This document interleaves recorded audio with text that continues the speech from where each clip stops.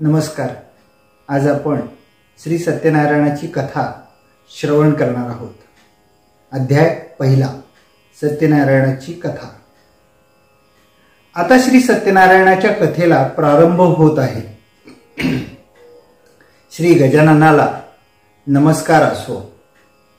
एकदा नैमिषारण्यात शौनक वगैरे मुनींनी सुताला विचारले, हे मुनिश्रेष्ठा, मनातली सर्व फले कोणत्या व्रताने मिळतात हे आता आम्हाला सांगा.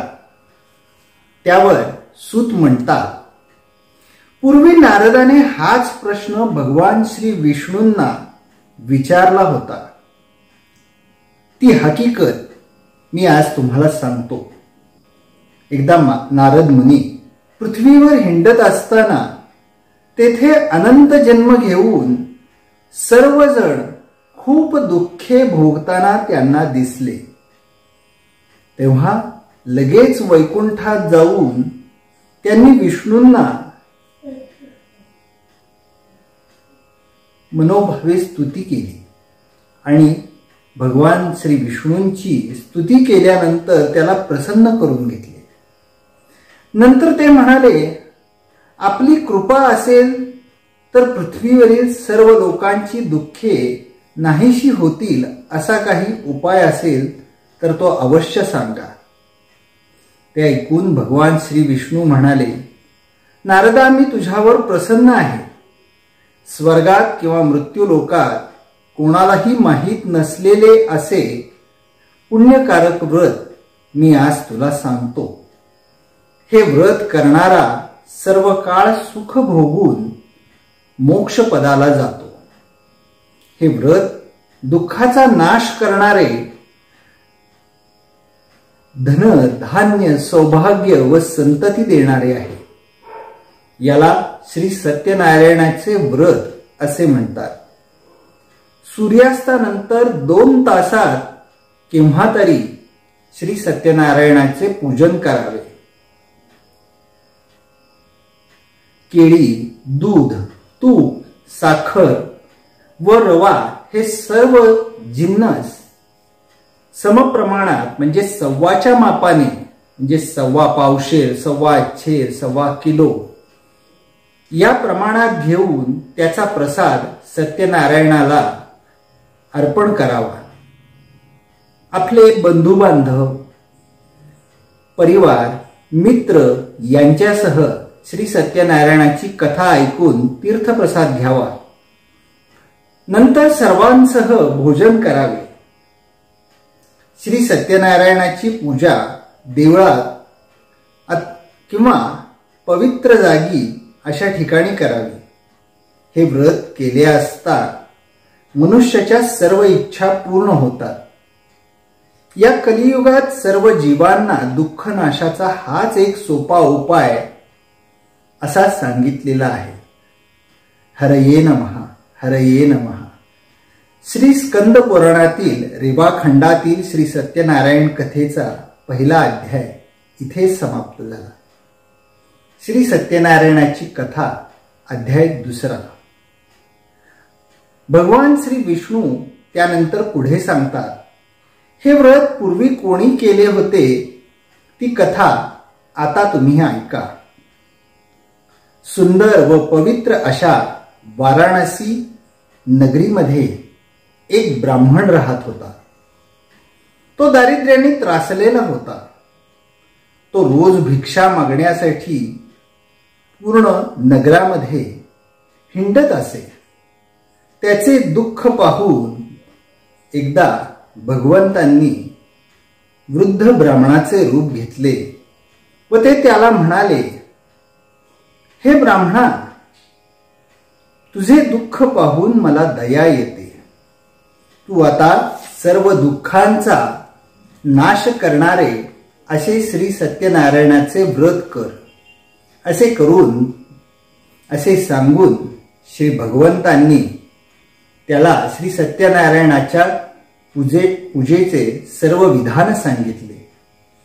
त्याप्रमाणे ब्राह्मण दुसरे दिवशी सत्यनारायणाची पूजा करण्याचा निश्चय करून भिक्षेला गेला. त्या दिवशी त्या ब्राह्मणाला खूप भिक्षा मिळाली. त्याने पूजेचे सर्व सामान आणून श्री सत्यनारायणाचे पूजन केले आणि तीर्थप्रसाद घेतला. त्यामुळे तो दारिद्र्यातून मुक्त होऊन पूर्णतः सुखी झाला. प्रत्येक महिन्याला तो श्री सत्यनारायणाची पूजा करू लागला. एकदा तो पूजा करत असताना एक मोळी विक्या तहान लागली म्हणून तेथे आला. श्री सत्यनारायणाची पूजा कथा चाललेले पाहून तो तेथेच थांबला. नंतर तीर्थ प्रसाद घेऊन त्याने त्या व्रताची सर्व माहिती घेतली व आपल्या कामाला गेला. दुसऱ्या दिवशी श्री सत्यनारायणाची पूजा करण्याचा निश्चय करून तो नगरात गेला. त्या दिवशी त्याला पुष्कळ द्रव्य मिळाले. तेव्हा त्याने सर्व सामान आणून उत्तम प्रकारे इष्ट बांधवांसह श्री सत्यनारायणाची पूजा केली. व्रताच्या प्रभावाने तो पृथ्वीवर परमसुख पावून शेवटी मोक्षाला गेला. हरये नमः, हरये नमः, हरये नमः. श्री स्कंद पुराणातील रेवाखंडातील श्री सत्यनारायण कथेचा हा दुसरा अध्याय येथे समाप्त झाला. श्री सत्यनारायण कथा अध्याय 3. सूत पुढे सांगतात, मुनी हो, मी आणखी एक श्री सत्यनारायणाची कथा आपणास आता सांगतो. पूर्वी उल्कामुख नावाचा एक सत्यवती व भक्तिमान राजा होऊन गेला. त्याची पत्नी ही पतिव्रता व लावण्यवती होती. एक दिवस तो राजा नदीच्या तीरावर श्री सत्यनारायणाची पूजा करत असताना तेथे साधू नावाचा एक वाणी आला. ते व्रत पाहून साधू वाण्याने त्यात व्रताची माहिती विचारली. नंतर त्याने तीर्थप्रसाद घेतला. त्या साधुवाण्याला संतती नसल्यामुळे फार दुःख झाले होते. तेव्हा त्याने व्रत करण्याचा निश्चय करून घरी आला. त्याने आपल्या लीलावती नावाच्या पत्नीला आपण केलेला नवस सांगितला. श्री सत्यनारायणाच्या कृपेने लीलावती गर्भवती राहिली. 9 महिन्यांनी तिला एक सुंदर कन्या झाली. तिचे नाव त्यांनी कलावती असे ठेवले. ती चंद्राच्या कलेप्रमाणे दिवसेंदिवस वाढू लागली. पण त्या साधुवाण्याला श्री सत्यनारायणाच्या पूजेची आठवणच राहिली नाही. पत्नीने आठवण केली. त्यावेळेस मुलीच्या लग्नाच्या वेळेस श्री सत्यनारायणाची पूजा करू असे त्यांनी ठरवले. पुढे मुलगी मोठी झाल्यावर तिचे लग्न कांचन नावाच्या एका नगरातील एका योग्य वाण्याच्या मुलासोबत ठरवले. मोठ्या आनंदपूर्वक साधुवाण्याने तिचे लग्न करून दिले. पण त्याला श्री सत्यनारायणाच्या पूजेची आठवण राहिली नाही. त्यामुळे भगवान श्री सत्यनारायण त्याच्यावर रागावले. ती हकीकत आता ऐका. थोड्याच दिवसात तो साधुवाणी व्यापारासाठी जावयासह सिंधू नदीच्या तीरावर गेल्यावर श्री सत्यनारायणाच्या शापाने त्याला भयंकर दुःख प्राप्त झाले. थोड्या दिवसांनी तेथील चंद्रकेतू राजाच्या वाड्यात चोरी झाली व द्रव्य घेऊन चोर पळू लागले. राजदूतांनी त्यांचा पाठलाग केल्यामुळे ते घाबरले आणि शेजारीच असलेल्या साधुवाण्याच्या घरी त्यांनी ते चोरीचे सामान टाकून दिले. पाठीमागून राजदूत आले. त्यांनी त्या वाण्याला चोर असे समजून त्याला पकडले व जावयासह राजासमोर आणून उभे केले. राजानेही फारसा विचार न करता त्यांना बंदीखान्यात टाकले. इकडे साधुवाण्याच्या घरीही चोरांनी सर्व लुटून नेले. त्याची बायको व मुलगी यांना आतोनात दुःख होऊन त्या घरोघरी भिक्षा मागू लागल्या. एक दिवस भुकेने व्याकुळ झालेली कलावती एका ब्राह्मणाच्या घरी गेली तेथे श्री सत्यनारायणाची पूजा चालू होती. तिने तीर्थप्रसाद घेऊन तिने आपल्यावर कृपा करण्याकरता श्री सत्यनारायणाची प्रार्थना केली. नंतर घरी जाऊन तिने ती हकीकत आपल्या आईला सांगितले. ते ऐकून साधूवाण्याच्या पत्नीला श्री सत्यनारायणाच्या पूजेची आठवण होऊन तिने श्री सत्यनारायणाचे पूजन केले. हात जोडून ती म्हणाली, हे भगवंता, पती व जावई यांचे अपराध माफ करून आपण आम्हाला क्षमा करावी. श्री सत्यनारायणांनी संतुष्ट होऊन चंद्रकेतू राजाच्या स्वप्नात जाऊन सांगितले, राजा, जे वाणी तू बंदीमध्ये ठेवलेले आहेत त्यांना सकाळी सोडून दे. त्याचप्रमाणे त्यांचे सर्व धनही त्यांना परत देऊन टाक. याप्रमाणे सकाळी राजाने सभेमध्ये ते स्वप्न सांगून त्या 2 वाण्यांना समोर आणवले. तो त्यांना म्हणाला, वैश्य लोक हो, तुमच्या दैवयोगाने आम्हाला पुष्कळ दुःख भोगावे लागले. आता तुम्ही सुखाने आपल्या घरी जा, असे सांगून त्यांना वस्त्रे व अलंकार देऊन त्यांचा गौरव केला. त्यांचे सर्व धनही त्यांना परत दिले. साधूवाण्याने व त्याच्या जावयाने राजाला नमस्कार केला व आपल्या नगरात जायची ते तयारी करू लागले. हरये नमः, हरये नमः, हरये नमः. श्री स्कंद पुराणातील रेवा खंडातील श्री सत्यनारायणाच्या कथेचा 3रा अध्याय येथे समाप्त झाला. श्री सत्यनारायणाची कथा अध्याय 4. नंतर साधूवाणी सर्वांचा आशीर्वाद घेऊन जावयासह स्वतःच्या नगरात जाण्यासाठी सिद्ध झाला. त्याने नौका ठरवून सर्व माल त्याच्यावर भरला. तेव्हा त्याची परीक्षा पाहण्यासाठी भगवान श्री सत्यनारायणांनी संन्यास वेश घेतला आणि ते साधूवाण्याला म्हणाले, हे साधू, या नौकेत काय आहे? द्रव्याने चढून गेलेले ते 2 वाणी मोठ्या उपहासाने त्या संन्याशाला म्हणाले, संन्यासी महाराज, आपल्याला द्रव्य पाहिजे आहे काय, म्हणून आपण चौकशी करता आहात? आपण ती आमची नौका ही मोठ्या पाल्या पाचोळ्यांनी भरलेली आहे. पाला पाचोळ्यांनी भरलेली आहे हे असत्य भाषण ऐकून भगवान एवढेच म्हणाले, तुझे म्हणणे खरे हो. असे म्हणून भगवान त्या तीरावर पलीकडेच जाऊन बसले. इकडे साधूवाण्याने पाहिले तो हलकेपणामुळे नौका पाण्याच्या वर जास्त वर आली. त्याबरोबर तो घाबरला आणि नौकेत पाहू लागला तर ती सर्व पाला पाचोळ्याने भरलेली दिसली. ते पाहून तो अतिशय शोक करू लागला.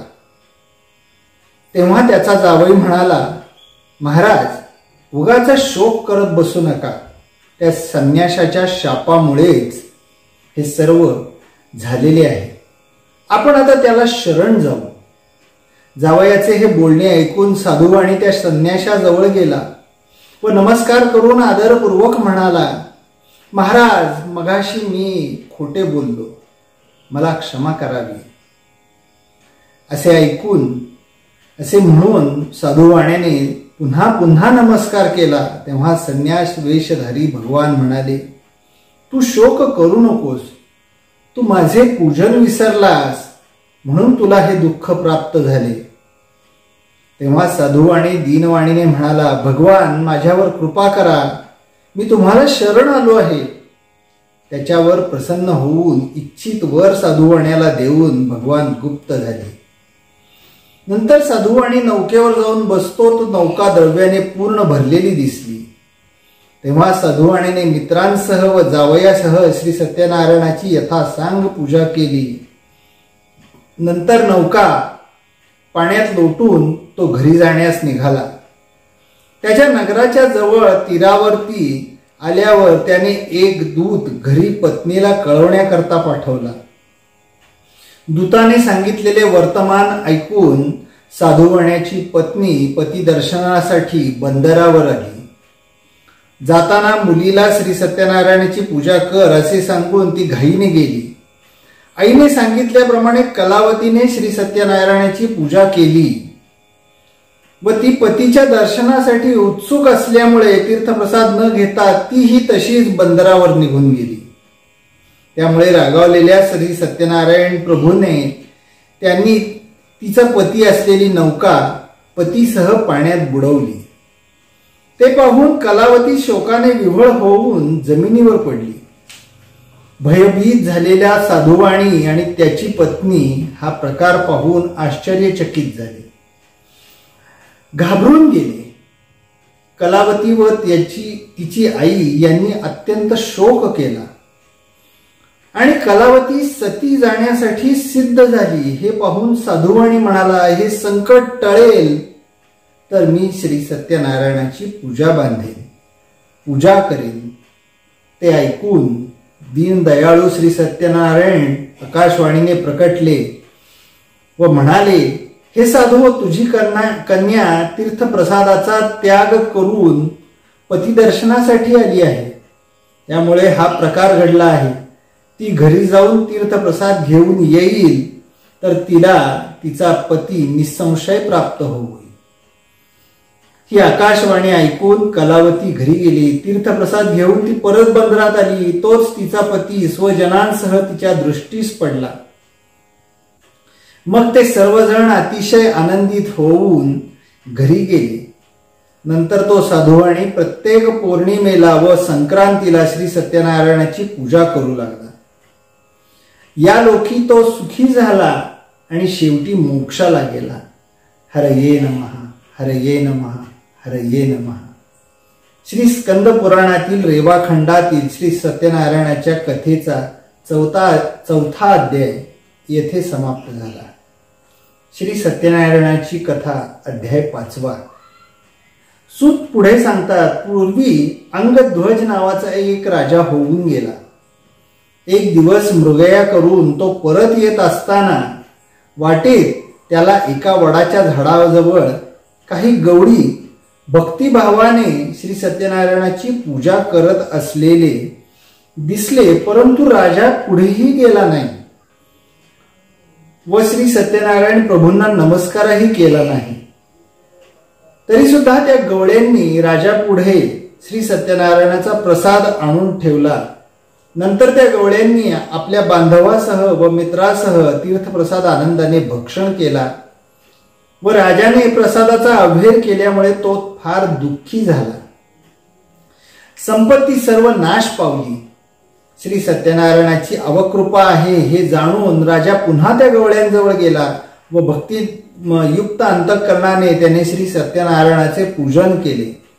त्यामुळे अंगध्वज राजा धन, पुत्र, ऐश्वर्य यांनी संपन्न झाला व या लोकात सुखी होऊन तो शेवटी श्री सत्यनारायण पुरास गेला. जो कोणी अतिदुर्लभ असे श्री सत्यनारायणाचे व्रत करतो व फल देणारी कथा मोठ्या भक्तिभावाने ऐकतो त्याला श्री सत्यनारायणाच्या प्रसादाने धनधान्य वगैरे सर्व वस्तूंचा लाभ होतो. दरिद्र्याला धन मिळते, बंधनात असेल तर तो बंधमुक्त होतो, भीतीग्रस्त झाला असेल तर तो भीतीपासून मुक्त होतो, यात काही संशय नाही. इच्छिलेले सर्व फळ मिळते, त्याला श्री सत्यनारायण लोक प्राप्त होतो. मुनी हो, असे हे श्री सत्यनारायण व्रत मी तुम्हाला सांगितले. कलियुगात श्री सत्यनारायणाची पूजा फल देणारी आहे. या श्री सत्यनारायणाला कोणी काल म्हणतात तर कोणी ईश म्हणतात, कोणी सत्यदेव म्हणतात तर कोणी श्री सत्यनारायण म्हणतात. याचे जो नित्य पठण करतो किंवा श्रवण करतो त्याची सर्व पापे श्री सत्यनारायणाच्या प्रसादाने नाहीशी होतात, यात संशय नाही. हरये नमः, हरये नमः, हरये नमः. श्री स्कंद पुराणातील रेवाखंडातील श्री सत्यनारायणाच्या कथेचा 5वा अध्याय इथे समाप्त झाला. आपणास हा आमचा व्हिडिओ कसा वाटला हे आम्हाला कमेंट बॉक्समध्ये अवश्य कळवा. जास्तीत जास्त लोकांपर्यंत आमचा हा व्हिडिओ अवश्य पोहोचवण्यासाठी आम्हाला जरूर मदत करा. श्री सत्यनारायणाय नमः.